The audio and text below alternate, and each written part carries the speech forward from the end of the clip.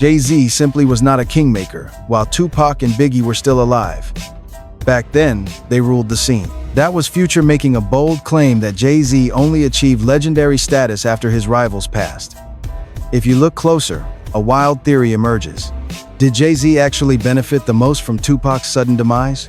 Make sure to hit subscribe as we unravel if this was just a coincidence or something more.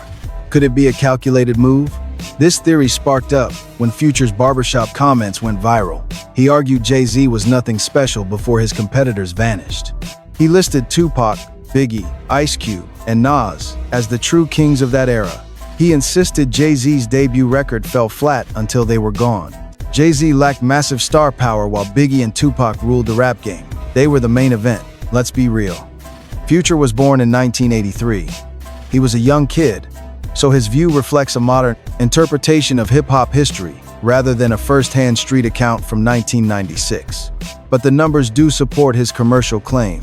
Jay-Z dropped Reasonable Doubt on June 25, 1996, under Rockefeller Records. Music critics praised its lyricism, its mafioso rap style, and its stellar production on tracks like Dead Presidents and Brooklyn's Finest with Biggie. Yet, the initial commercial reception was surprisingly quiet. First week sales reached 43,000 copies, moving roughly 420,000 by year's end. It did not hit platinum status until 2002. Meanwhile, Tupac was absolutely dominating the charts. All Eyes on Me debuted in February 1996. By comparison, Jay-Z's album was a local New York masterpiece that hadn't crossed over nationally yet. Then, the pivotal timeline supporting Future's claim unfolds. Tupac was shot on September 7, 1996 in Nevada and died 6 days later. That was under 3 months after Reasonable Doubt dropped.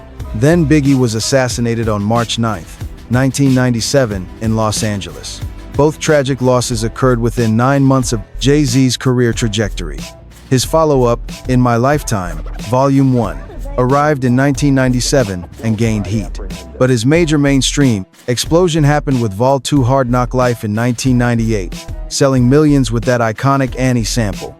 So, the basic timeline Future lays out is historically accurate. The mid-90s giants were Tupac, Biggie, Nas, Snoop, and Wu-Tang. Jay-Z was respected locally, even securing a coveted Biggie cosign. But he wasn't the dominant national force yet. Many hip-hop purists argue he simply stepped up to fill the major power vacuum left behind. Jay-Z has actually admitted they were on the verge of a brutal feud before the tragedy. In one interview, he explained that a diss track targeting Tupac was fully recorded, but he shelved it out of respect because they were about to clash right before Tupac passed away.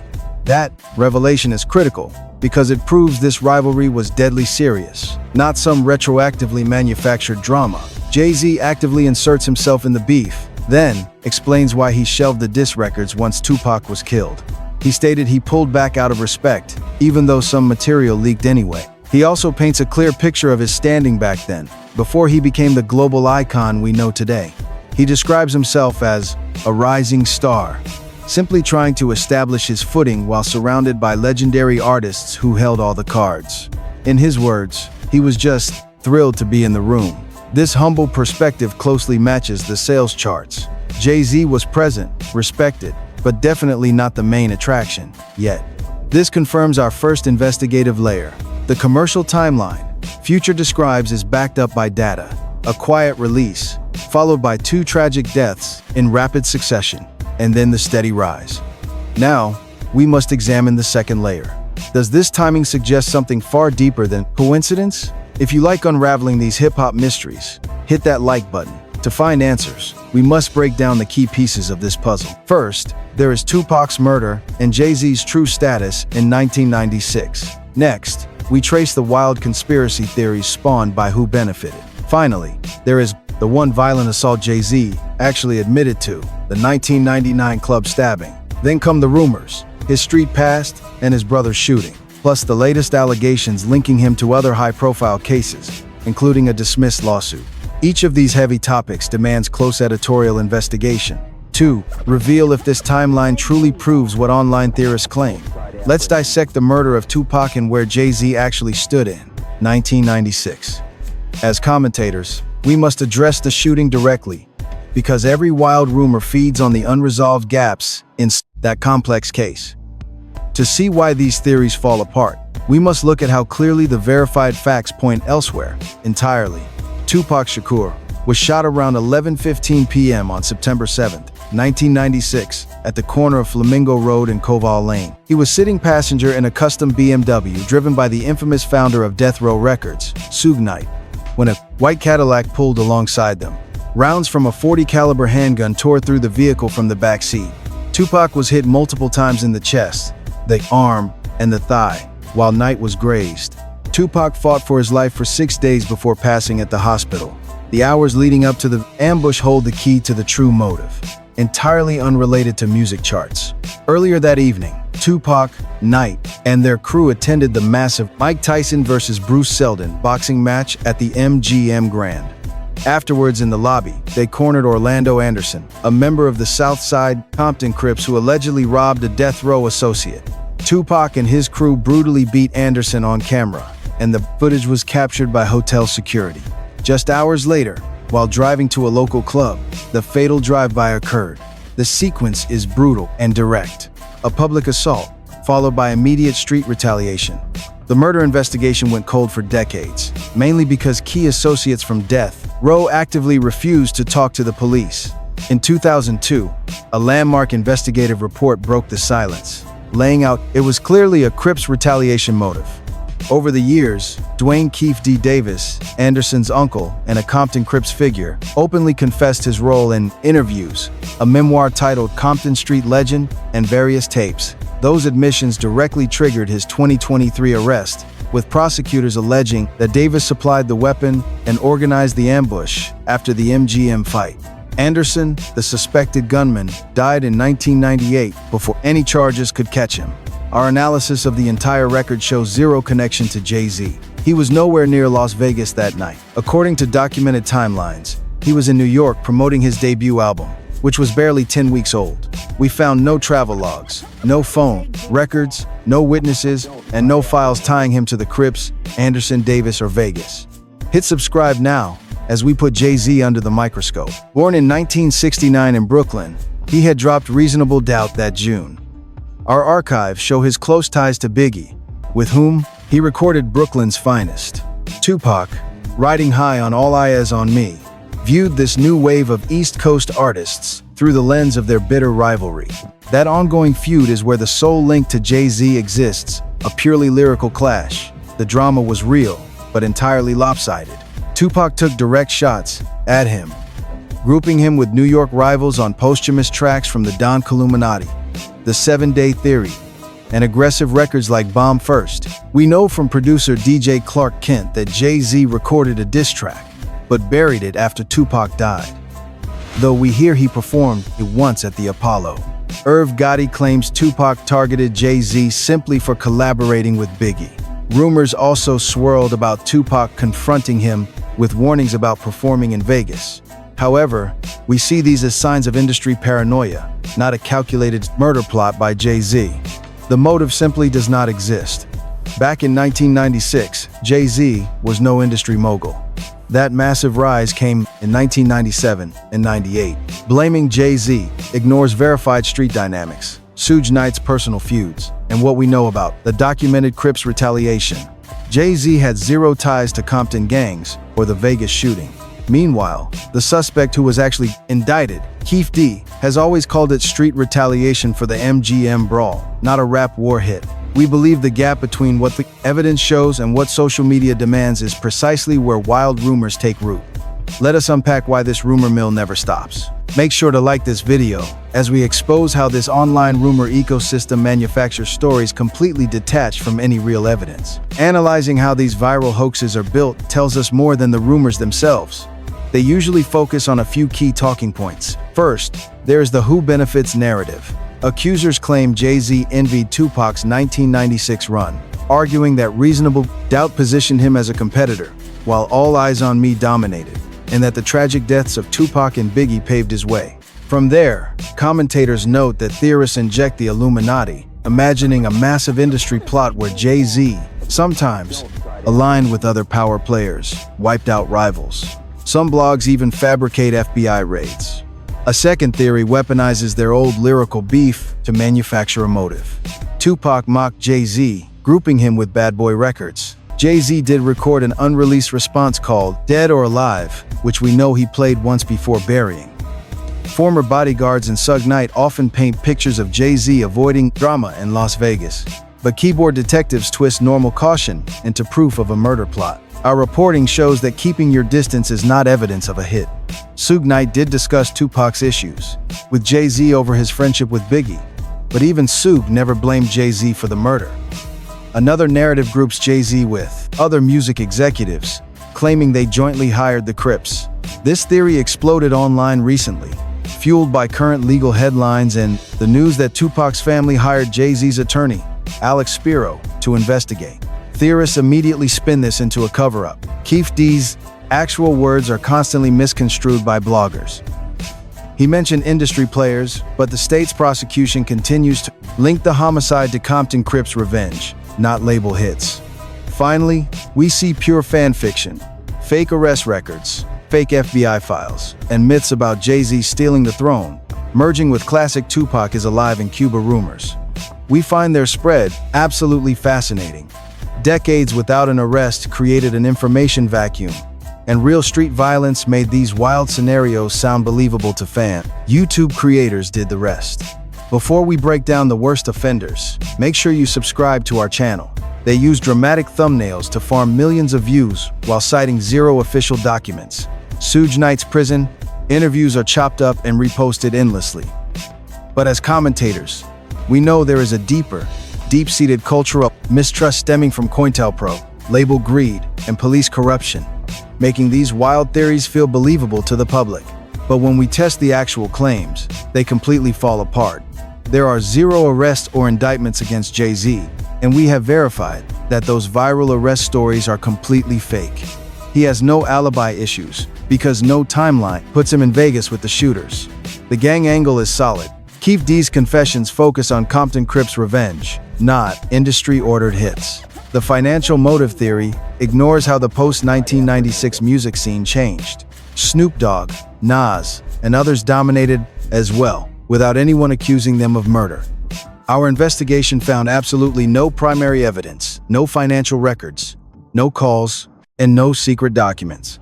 These theories rely solely on weak association, which we must point out is completely baseless. Today, you and I are digging past the hype to find the simple truth. Standard reports from NBC and Business Insider align on this. Our editorial team reviewed deep investigations by journalists like Kathy Scott, author of The Killing of Tupac Shakur, and Chuck Phillips at the Los Angeles Times.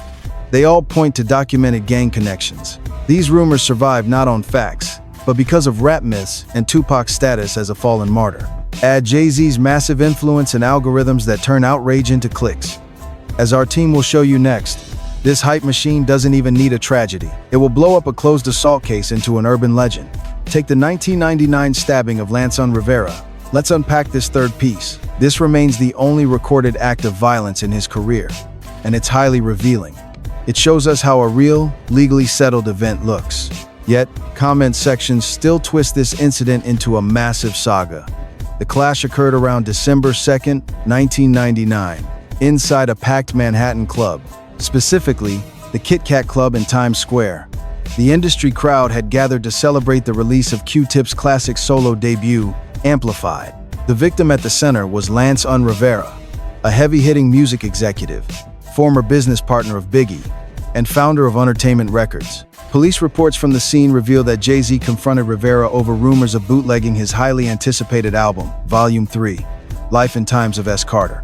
The record was set to drop at the end of December. Chaos erupted, and Jay-Z allegedly stabbed Rivera in the stomach and shoulder with a 5-inch knife. While Rivera survived his wounds, the legal fallout began immediately. Jay-Z surrendered to the police the very next day, on December 3rd, facing serious charges. He was hit with 2 counts of first-degree assault. These felonies carried up to 15 years in prison if convicted at a trial. He went free on $50,000 bail. Though he initially claimed innocence and cited videotapes putting him elsewhere, he eventually shifted strategy in October 2001. He pleaded guilty to misdemeanor third-degree assault. In his official statement, he admitted to the stabbing, and on December 6, 2001, he was sentenced. The judge gave him 3 years of probation, meaning 0 jail time. Publicly, he accepted full responsibility for his actions and the surrounding melee. Writing in his 2010 memoir, Decoded, the rapper explained he took the deal to avoid a media circus like the trial that had just ruined Shine. For us as commentators, this context is key. It shows a strategic business decision at play, not some shadowy elite pulling strings behind the scenes. But then comes the bizarre plot twist that social media completely misinterprets. During a May 2023 sit-down interview with DJ Vlad, Rivera completely rewrote history. He suddenly claimed Jay-Z never stabbed him, saying instead that a large mob surrounded him, flashing multiple blades. He alleged he was hit with a bottle and stabbed by others in the crowd. Oddly, he called Jay-Z a nice guy and downplayed his role. He said they chatted warmly before the fight, expressing shock that Jay-Z took the blame. Rivera now claims the superstar confessed to a crime he didn't commit. This shocking turnabout decades later sparked endless online debates. But we must point out it does not rewrite history or the official court record. We also have to look at Rivera's flip-flops, as he previously told associates, including Charlie Baltimore, that Jay-Z was definitely the stabber. As editors, we see a witness telling 2 completely opposite stories over 20 years. That demands extreme caution, not absolute belief. Meanwhile, other theories surfaced. In 2025, Dame Dash claimed the altercation actually stemmed from a personal dispute over Charlie Baltimore, a prominent female rapper linked to Biggie. Cameron and various insiders have shared similar rumors, framing the clash around personal drama and romantic rivalries, rather than album piracy. These stories of life after Biggie's passing remain unverified gossip from rap insiders, circulating widely without ever solidifying into hard facts. Ultimately, the scandal barely scratched Jay-Z's career. Although it dominated headlines, it failed to derail his rise, and his album became a massive hit. He kept expanding Rockefeller. If anything, the incident gave him raw street credibility, while proving he possessed the business savvy to survive. He walked away from a heavy felony with only probation.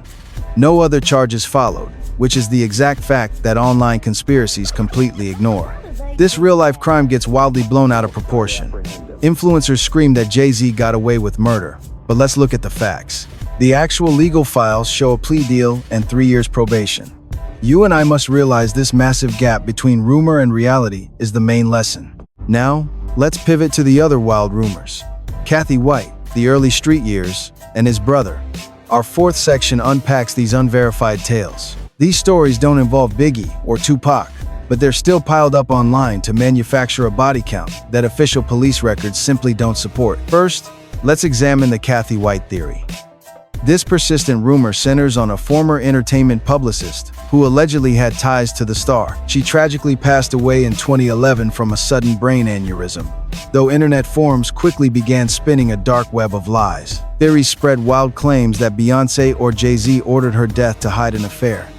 We saw these claims surge across TikTok and YouTube. Conspiracists twisted Beyoncé's lyrics, amplified baseless rants from Jaguar Wright, and dragged in random rumors about Blue Ivy to gain views. The reality is solid. No police investigation has ever linked the couple to this tragedy. Close sources have thoroughly debunked the claims. Claudia Jordan herself shut down the pregnancy rumors. What we actually have here is tabloid gossip amplified by social media. There is absolutely zero forensic or testimonial evidence pointing to foul play. If you find this breakdown helpful, please hit like and subscribe now. Next, let's look at his early life in the projects, which he has never hidden, often rapping about dealing crack in Brooklyn during the 80s. He openly discussed seeing violence firsthand and his deep ties to the drug trade. But his most shocking admission was about his own family. He admitted to Oprah that at just 12 years old, he shot his own brother over stolen jewelry. No charges were ever filed. Beyond that, the internet hypes these rumors into wild claims of hits on rivals, but zero verified cases exist. His lyrics do touch on that rough lifestyle, which is standard in rap, but rapping about a past isn't proof of murder. The rest of these rumors are even weaker, ranging from murder-incorporated speculation to alleged Gambino family ties tied to Irv Gotti's imprint. Yet, there is zero link to any actual violence. Some claim indirect harm through industry clout, but those are just industry opinions, not actual legal charges. There are even fake claims about 89 float around online forums without a shred of proof. But let us pause on that Murder Incorporated thread, because his own words deflate the dramatic version of it. In an interview, he described those early connections not as a cartel, but as three competitive record labels run by ambitious young men. He made it clear that the only murder involved was a song title, tracing the phrase back to a track he made before the label even existed, focusing on lyrical battles. What conspiracy theorists call a threat was actually just a rap verse, not a confession. When we lay these claims out side by side, the pattern becomes obvious. Every rumor uses the exact same playbook. Take a real fragment, a death, a lyric, or a teenage mistake, and spin it into a massive conspiracy that the facts do not support. None of this has led to a single charge or real investigation against Jay-Z. They linger simply because they are sensational and because his rise from the streets to billionaire status makes him a huge target. Hit subscribe as we explore the final piece. This exact pattern is playing out in the latest, most serious allegations. The rumor linking Jay-Z to the tragic end of Tupac does not hold up under real editorial scrutiny. There is zero factual basis in the actual files. The only person ever charged is Dwayne Keefe Davis. The state's theory is that Davis supplied the weapon to his nephew, Orlando Anderson, the alleged shooter. This retaliation stemmed from a Las Vegas brawl and gang beef, with zero room for Jay-Z. He is completely absent from the indictment and not mentioned by prosecutors or placed at the scene by any witness. The quote-unquote new discoveries are just a defense attorney's tactical plays to create reasonable doubt and a delayed court date. Neither points to Jay-Z. So, where did these rumors start? They came from online gravity, not facts. It stems from an unrelated civil lawsuit, which the rapper fiercely denied in a statement that even a critical FBI behavioral expert deemed highly consistent with innocence. The rumors also feed on past, real connections, like that Notorious R. Kelly tour, which raised genuine questions about bad judgment and a past era's blind spots. Still, that same expert separated those moral issues from actual criminal involvement. It came from a decades-old assault case that has absolutely zero link to homicide. Throw in years of wild Illuminati theories and overanalyzed lyrics, which are pure speculation, not proof. Bunch them together, and it looks like a pattern. But take them apart, and not a single thread reaches Tupac Shakur. We must be entirely clear here, because there is a real victim at the heart of this tragedy. True investigative journalism cuts both ways. The civil lawsuit against the rap mogul is a real legal matter that must play out in court, and we are not offering any verdict on that separate issue. Accusers deserve a fair hearing and rigorous investigation. Still, Tupac's death remains a devastating tragedy that finally has a charged suspect after 30 years. It deserves an honest trial based on cold facts, not on whatever celebrity name pulls in the most clicks this week. Dragging a massive star into a 30-year-old murder case just for a flashy thumbnail does a massive disservice to the fae, accused, and the actual case. You and I must look at this honestly. The new developments are real. The trial is real. The past scandals are real. But the link to this homicide is completely fake, manufactured out of timing, extreme fame, and unrelated narratives bleeding together on social media. It collapses. The second we ask the primary question that seasoned investigators always ask, where is the actual proof for this allegation? As experts point out, behavioral analysis might show smoke, but not fire. And here, there is no smoke, just a legendary name, dragged into a mystery he had no part in. Smash that like button, subscribe, and we will see you next time.